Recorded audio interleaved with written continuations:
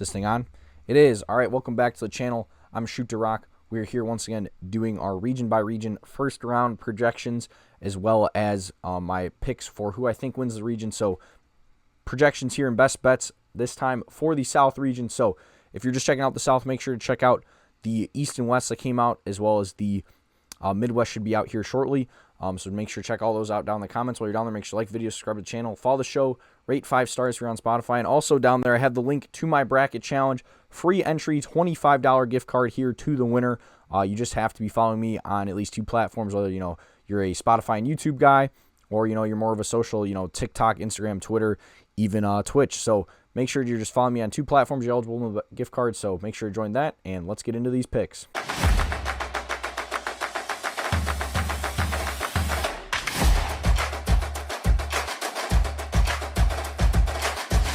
So we start with the 8-9 matchup here in the South region. The 9 seed Iowa Hawkeyes, 21-12 on the year, taking on the 8 seed Clemson Tigers, who are 24-10.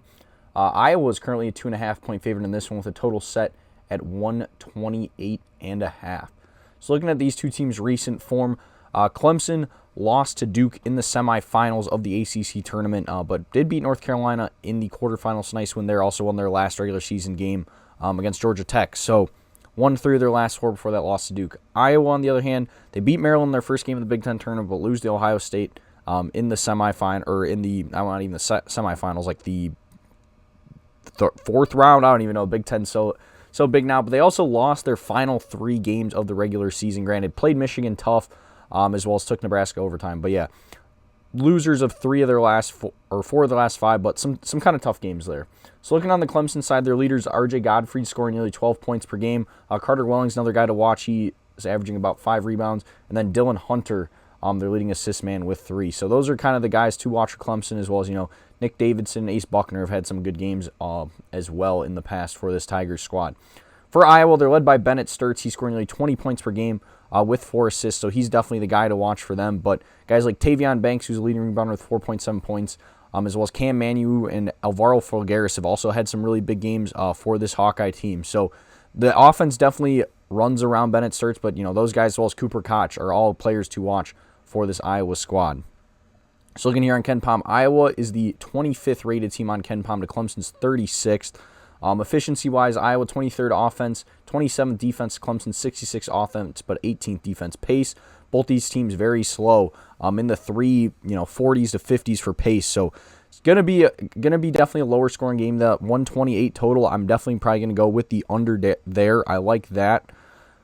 Looking at the projections, both have about Iowa winning by like 1-2. I definitely think this is going to be a close game. Like I said, I think it's going to be a battle of, Bennett Sturts against, a Godfrey or a Welling, guys like that, like kind of who's going to be the leading scorer for Clemson. But that's kind of where I think the difference is in this game. As you're seeing here, I was kind of reading off Clemson's leading scorers. They don't score as much as guys like Sturts, or even, Tavion Banks has had some big games as well. So I just think Bennett Sturts, this is a game he's going to be able to take over. I mean, we saw it last year in March when he was on Drake against Missouri. Like, he had a really big game there. I think he has another big game here against Clemson. So give me Iowa to get the win there. So the 1 seed here in the South, the Florida Gators, 26-7 on the year, are taking on the 6 seed Prairie View A&M Panthers, who are 19-17, champions of the SWAC. This one's at 9:25 Eastern time on Friday. Currently, Florida is a 35.5-point favorite with a total set at 150.5. So Florida, they lose their second game in the SEC tournament to Vanderbilt. It's kind of surprising result there, as they hadn't lost since January 24th before then. And even before that, they only have 2 losses, or now 3 losses since, the flip turn of the calendar here. Prairie View A&M, they go on a run here in the SWAC tournament, winning 4 games, taking down the number 1 seed Southern in the championship game. So playing some good ball here as of late, definitely on a run here. And then they beat Lehigh in the first 4 here today. Looking here at the leaders for these teams, Thomas Haw, go-to guy for Florida, scoring 17 points per game, with then Robin Chinyelu leading runner with 11, and then Xavier Lee leading assist man with 4. That's really what it comes down to for Florida in this tournament. How well do guards Xavier Lee and Boogie Flam play? Because, the front court of Thomas Haw, Alex Conn, and Ruben Chinyelu, just so good. For Prairie View A&M players to watch, Dante Horn, leading scorer, averaging nearly 20 points per game, as well as then Corey Dunning and Corey Wells, also some guys to watch. Corey Wells, leading rebounder with 7, and then Lance Williams, their leading assist man. Looking here at the projections, has it being, around a 30-point, 35-point win here for Florida. I mean, Florida's the 4th-ranked team on KenPom with the 9th offense and 6th defense, to Prairie View A&M being the 280th team here on KenPom with the 311th offense, 214th defense. Both these teams like to play fast too, 28th and 29th in pace here on Haslametrics. So Prairie View and A&M, they like to play fast just like Florida, and that's why, Florida's just a way better team here. I think they probably win by around 30 points, so give me the Gators in this one. Then we move on to the 4-13 game. This is one I think could be sneaky. The Troy Trojans, champions of the Sun Belt, 22-11 on the year, taking on the Nebraska Cornhuskers, who are 26-6. This one is at 12:40 Eastern Time on True TV on Thursday. Nebraska currently a 12.5-point favorite with a total set at 137.5. So the Cornhuskers, they lost their first game of the Big Ten tournament to Purdue. Granted, Purdue, went on a run there, ended up winning the tournament. Nebraska did win 4 of their final 5 regular season games, only loss being at UCLA, where they got upset there a couple weeks ago. Troy, they were the 1 seed in the Sun Belt, class of the league all year. They ended up winning the league outright when it looks like there could have been, a pretty big tie atop the league, but Troy ends up winning it. They won their final 2 regular season games, as well as then won their 2 Sun Belt games against Southern Miss and Georgia Southern. So they're now on to the NCAA tournament here, taking on Nebraska, who is led by Price Sanford. So their leading scorer was 17 points per game. But Sam Hoiberg and Reed Mask, also guys to watch for this Nebraska team. Plus, a guy like Braden Frager, has the ability to kind of get hot coming off the bench. And even Jamarcus Lawrence had some big games for this Nebraska team. On the Troy side, named to watch, Victor Valdez. He scores nearly 15 points per game with 4 assists.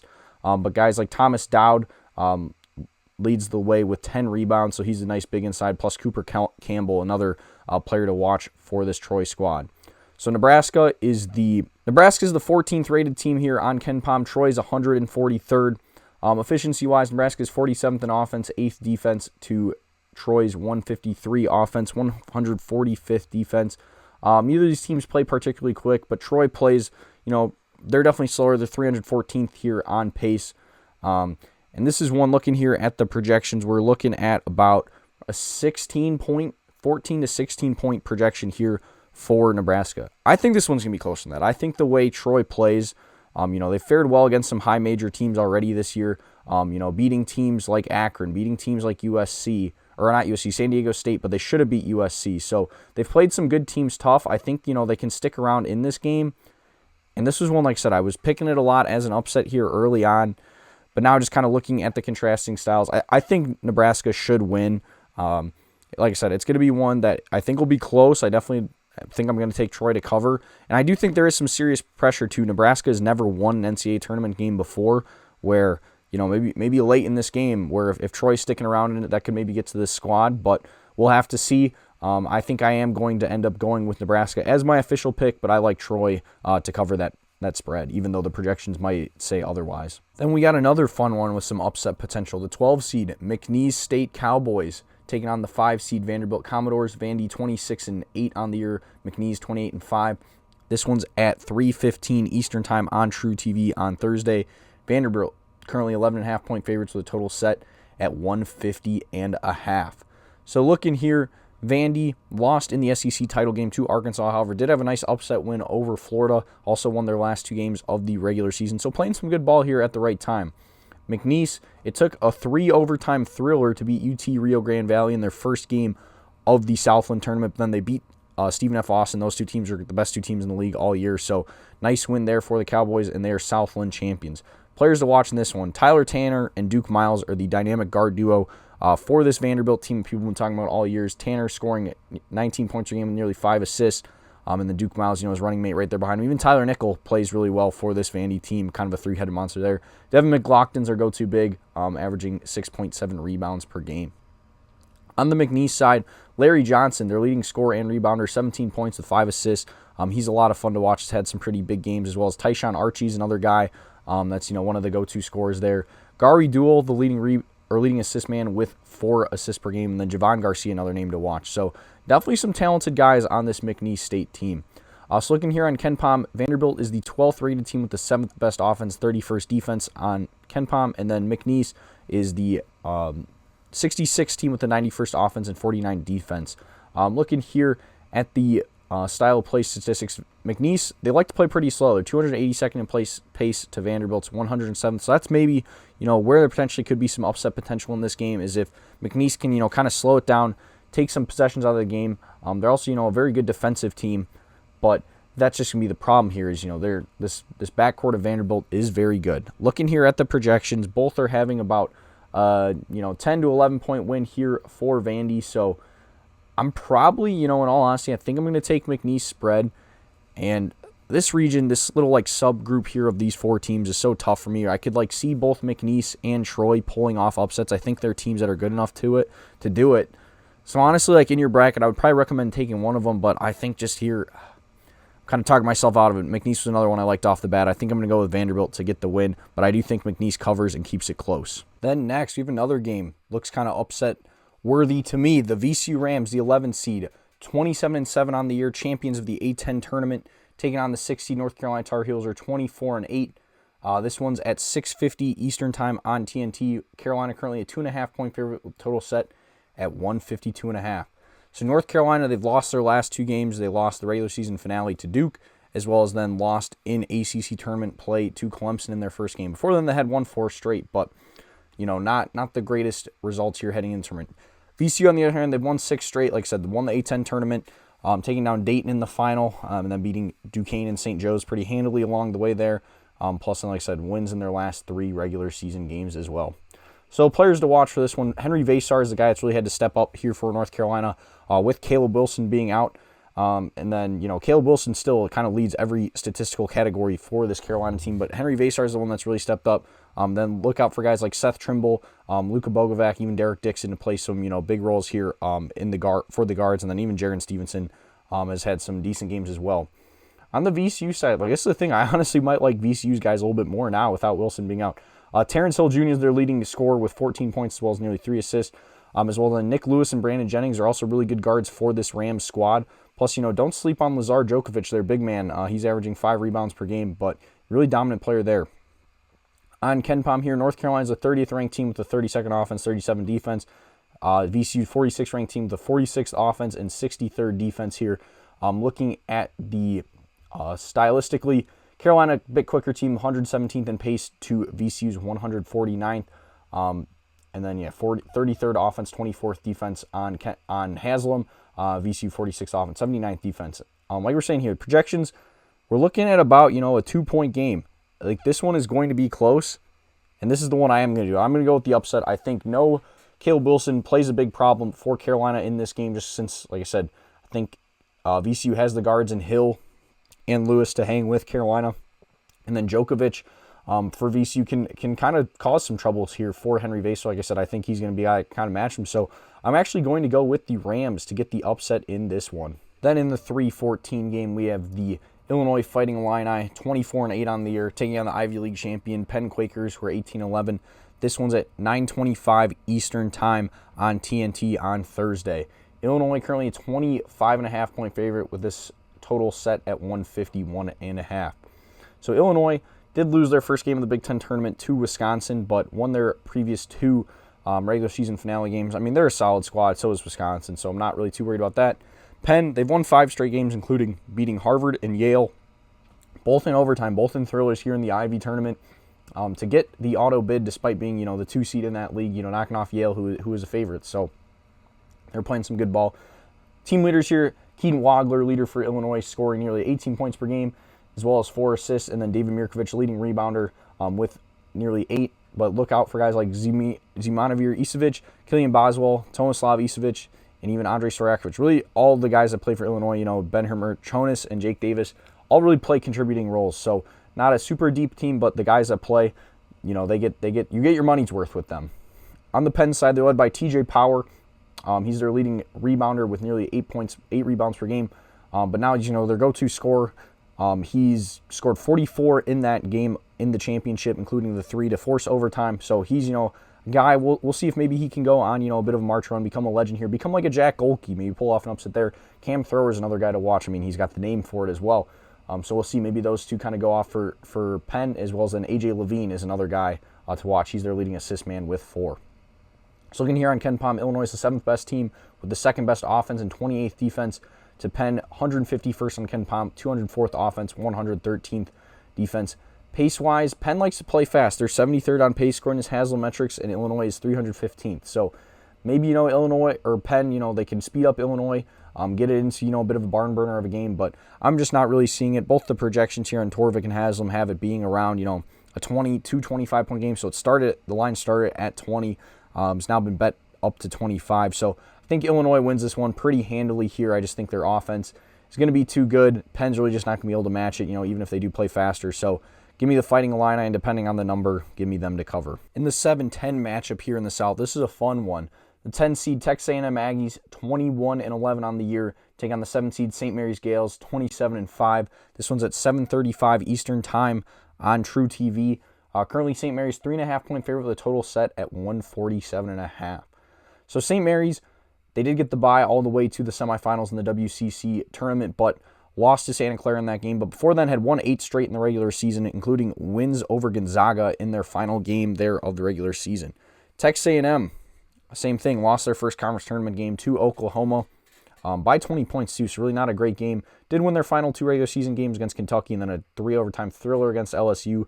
But yeah, tough loss there to Oklahoma. Team leaders in this one, Paulus Muraskauskas, the guy to watch for St. Mary's. He scores 18 points per game. Mikey Lewis, another guy to watch, as well as Joshua Dent, leading assist man with 5. And then Andrew McKeever can have some big games. He's also the leading rebounder with 9. On the Texas A&M side, it's Rashawn Agee. He's their leading scorer with 14, as well as nearly 9 rebounds. Then Jakari Lane, leading assist man with nearly 7. But guys like Rylan Griffin and Ruben Dominguez are also some names to watch here on this Texas A&M team. So looking on Ken Pom, St. Mary's is 24th on Ken Pom with the 40th best offense, 20th defense to Texas A&M's 49th offense and 41st defense, their 39th overall. The pace is going to be the interesting one in this game. St. Mary's likes to play very slow. They're 311th on pace on Haslametrics here to Texas A&M's 40th. However, St. Mary's is the better three-point shooting team. They shoot 39% to Texas A&M's 34%. Both teams shoot 46% from the field overall. That's where one of those, in a game like this, where the faster-paced team, if they can shoot the slow-paced team out of the gym, I get really concerned. However, I don't really think that's the case here. I don't think, unless Texas A&M, someone really heats up them, which that's what I'm saying. Really, none of these guys here, like Agee's their best player, and he's more of a big. He's not really a three-point shooter. So I don't really think that Texas A&M is going to be able to run away with this one. St. Mary's is favoring this one, looking at both the projections here. Haslam has it about a 5-point game. Torvik has it looking at about like a 2 to 3-point game. So I do think this is going to be a close one. It's one that early on, contrasting styles, I definitely liked Texas A&M. I think kind of whoever wins this game is losing in the second round. I don't think they're going to beat Houston, but I think I'm going to switch it up. I think I am going to go with the Gales here. Like I said, Texas A&M just really hasn't been playing good ball as of late. They were hot in the middle of the season, but might have just kind of peaked too early, and I think the St. Mary's team can knock them off, so give me the Gales. Then the final game in the South region, the final game here on Thursday as well, at 10:10 Eastern Time on True TV, the 15th ranked Big Sky champion Idaho Vandals, 21-14 on the year, take on the 2 seed, the Houston Cougars, 28-6 on the year. Houston currently a 23.5-point favorite in this one with a total set at 137.5. So Houston lost to Arizona in the Big 12 title game, did battle back, made that, a fun game, pretty close one there. And they've been playing some good ball. They'd won 7 straight before that game there. Idaho, they were the 7th seed in the Big Sky, but they go on a run winning 4 games, knocking off Montana in the championship, 77-66. So the Vandals, playing some good basketball here at the right time. Players to watch in this one, Kingston Fleming's the go-to guy for this Houston team, scoring 16 points per game with nearly 5 assists. Him and Emmanuel Sharp plus Milos Uzan make up a really good backcourt for this Houston squad. Chris Sinak Jr., the leading rebounder with nearly 7 rebounds per game, but him and JoJo Tugler are then the guys to watch here in that front court for Houston. On the Idaho side, Isaiah Brickner is their best player, but then guys like Jackson Rasmussen, the leading scorer, nearly 14 points per game. Colton Mitchell, nearly 4 assists, and then we got Brody Robery, leading rebounder with 5. Looking here on Ken Pom, Houston's the 5th overall team on Ken Pom with a 13th offense and 5th defense to Idaho's. Idaho is 148th on Ken Pom with the 176th offense, 137th defense. This is one, Idaho's not a fast team, but Houston's pretty slow. They're 345th on pace according to Haslametrics. Plus, they're just the better shooting team. 46% from the field, 36% from three to Idaho's 43% from the field, 34% from three. Projections are showing that this one's going to be, around 18 to 20 point game. So if you got in early on this one when it was back around that 20 point mark, definitely feeling good about that. Now it's ballooned up to 23. So I'll leave that up to you guys if you guys want to take that, but I definitely think Houston wins this one pretty easily. So looking here at the odds to win the South, Florida is the favorite at plus 165, and then Houston plus 250, Illinois plus 310, Vanderbilt 11 plus 11,000. For me, my pick in this region, I like Houston. I think, one, the regional being in their backyard at the Toyota Center in Houston, I think matters. And I just kind of like their matchups. Like I said, I think they have no problem with Idaho. I think they beat either A&M or St. Mary's pretty handily. I think they definitely have the easiest path. Granted, that Illinois game won't be an easy test, but I kind of just like Kingston Flemings more than I like Keaton Wagler, so I just kind of like Houston's guys a little bit more. And Florida, Florida obviously the 1 seed, defending national champions, but maybe if they got to play like a Vanderbilt team that just beat them, that won't be an easy test. And again, same thing. I think just matching up against Houston here in the final, I think, Houston came very close to beating them last year. Obviously not the exact same teams, but Houston's just so good defensively, and Florida's guards aren't as good as they are last year. So for that reason, I'm going to go with the Cougars. And then, like I said, dark horse, maybe Vanderbilt, just like I said, they've already beat Florida. I mean, I wouldn't really consider Illinois a dark horse, but that's, maybe the other one there. And then other than that, yeah, I'm really not liking much else. So definitely going to go with either Florida, Houston, or Illinois, one of these top 3 seeds to win it. And for me, I'm going with the Cougars. Thank you guys so much for watching. Like I said at the beginning, make sure to join the bracket challenge. The link for it is down there in the description. Like I said, free entry, 1 bracket. First place gets a $25 gift card. And you just got to be following me on at least 2 platforms. So either here on YouTube and Spotify. So make sure to follow the show, rate 5 stars on Spotify, subscribe to the channel, like here on YouTube, or check out Twitter, Instagram, TikTok. Going to have a lot of content coming out on those platforms here every day, as well as Twitch. Going to be live watching a lot of the games. So make sure to check those out. Make sure to check out all my other region breakdowns here. Going to have the playlist linked, and I'll see you guys next time. Thank you guys so much for watching. Peace.